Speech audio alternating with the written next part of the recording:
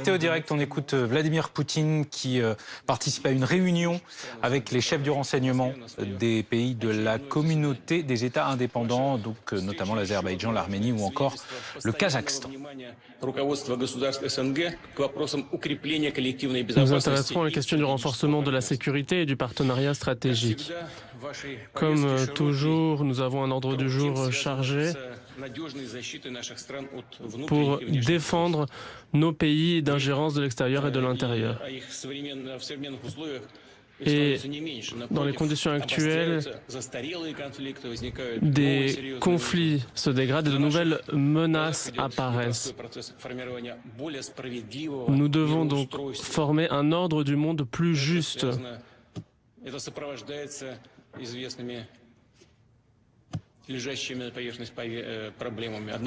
Cela est lié au problème de l'hégémonie actuelle de l'Occident qui est en train de s'effondrer.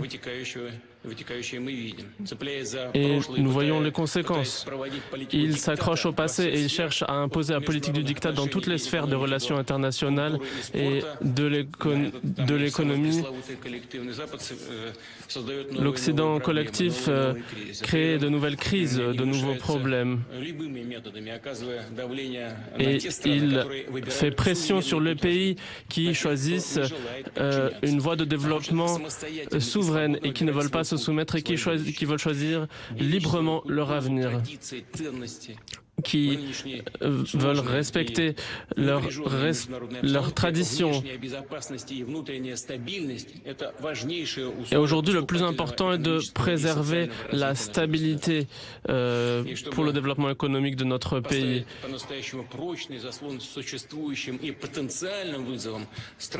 Et les pays de la CEI, pour faire face à ces défis, doivent agir de manière ciblée et faire preuve de solidarité. C'est seulement ainsi que nous pourrons défendre nos intérêts sur la scène internationale face à ceux qui s'opposent à nous, face à nos adversaires géopolitiques, nos opposants, comme nous disions encore récemment. Ils sont prêts à s'en prendre à n'importe quel pays, à provoquer des crises. Ils ont provoqué les révolutions de couleur.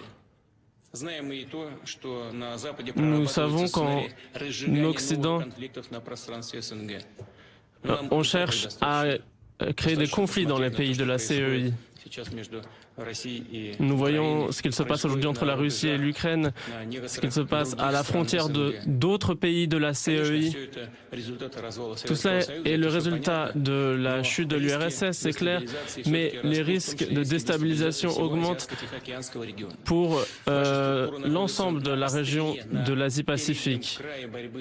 Nous devons être sur l'avant-front pour faire face aux menaces les plus dangereuses et assurer la paix et la stabilité dans nos pays, renforcer notre souveraineté,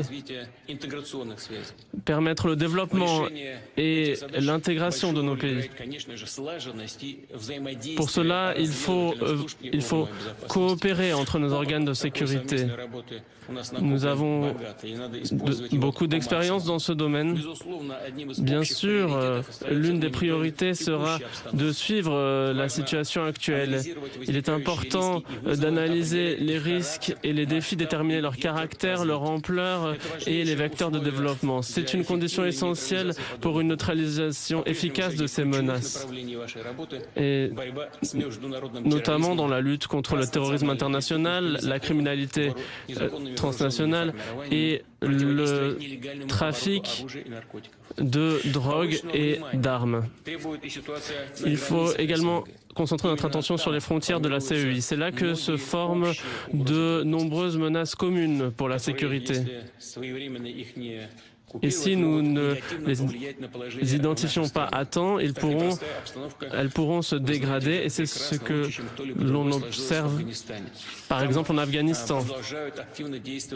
Dans ce pays, les groupes terroristes et criminels se développent et ils ont commis un attentat près du consulat russe à Kaboul.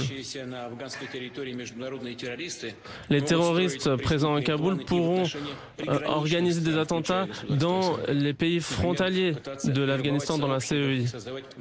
Par exemple, ils essaient de créer de nouveaux foyers de terrorisme et de réveiller les cellules dormantes. Face à toutes ces tentatives, il faut réagir à temps, et notamment en utilisant activement le potentiel du centre antiterroriste de la CEI. Il faut défendre également le cyberespace, qui peut remettre en cause le travail d'infrastructures importantes de notre pays. Et d'année en année, cette situation s'aggrave et il faut réagir activement et cela nécessite l'attention de vos centres spécialisés. Il faut également renforcer les processus d'intégration au sein de la CEI, malgré le chantage et les sanctions illégales des États-Unis et de leurs satellites.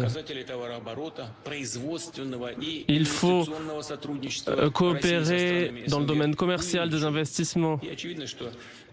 Il est évident que notre coopération est une ressource essentielle pour nos économies nationales, pour renforcer notre compétitivité, notre place sur le marché international. Chers camarades, il faut renforcer le potentiel, les capacités de vos services, utiliser plus efficacement leurs ressources. Et donc, à l'avenir, il faut développer la coopération pour les échanges d'informations sur les services, sur les opérations spéciales notamment. Je suis convaincu que suite à cette discussion, nous pourrons plus productivement travailler ensemble, ouvrir de nouvelles possibilités de coopération. Bien sûr, je vous souhaite plein succès dans le travail pour défendre nos pays et nos peuples. Je vous remercie de votre attention. On vient donc de suivre cette allocution de Vladimir Poutine. Patrick Sauce, on va recontextualiser ce qu'on vient d'entendre. C'est une réunion en visioconférence donc, du président Poutine avec les chefs du renseignement des pays de la communauté des États indépendants. Ça réunit des délégations d'Azerbaïdjan, d'Arménie, du Bélarus, du Kazakhstan, du Kirghizistan, du Tadjikistan et de l'Ouzbékistan. La CEI. On reprend vraiment nos cours d'instruction civique et d'histoire géo de 1991. Ça commence à remonter et c'est un organisme en fait qui est totalement dépourvu de personnalité juridique. C'est pas l'organisation de sécurité, l'OSCE, qui elle est vraiment une organisation internationale. Grosso modo, Vladimir Poutine parle à ses amis, vraiment des républiques satellites, et on a assisté à un renversement total du récit lorsque Vladimir Poutine parle de l'Occident qui est en train d'imposer son diktat, de l'Occident qui est en train de s'effondrer et de l'Occident qui s'accroche à son passé. Grosso modo, c'est tout ce qu'on dit, tout ce que disent les Occidentaux à propos de la Russie de Vladimir Poutine. Donc ça paraît totalement étrange. Il parle vraiment de sécurité, puisque vous parliez d'agents de responsables du renseignement, vraiment de sécurité commune à obtenir. Il faut noter que quelques pays de cette fameuse CEI n'étaient pas représentés, comme par exemple la Mongolie, qui regarde plus vers la Chine que vers la Russie. Pour le reste...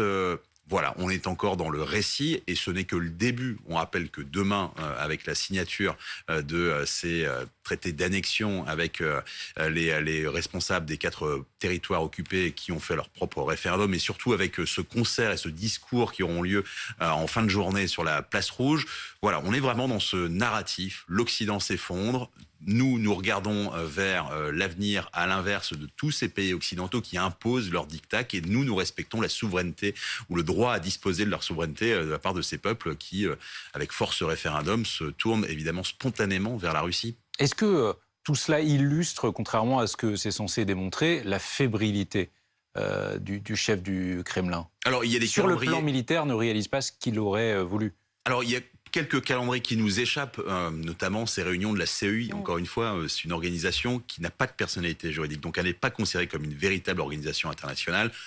En gros, si je veux vraiment grossir et caricaturer le terme, il suffit que Vladimir Poutine claque des doigts pour qu'une réunion se fasse avec ces agents du renseignement.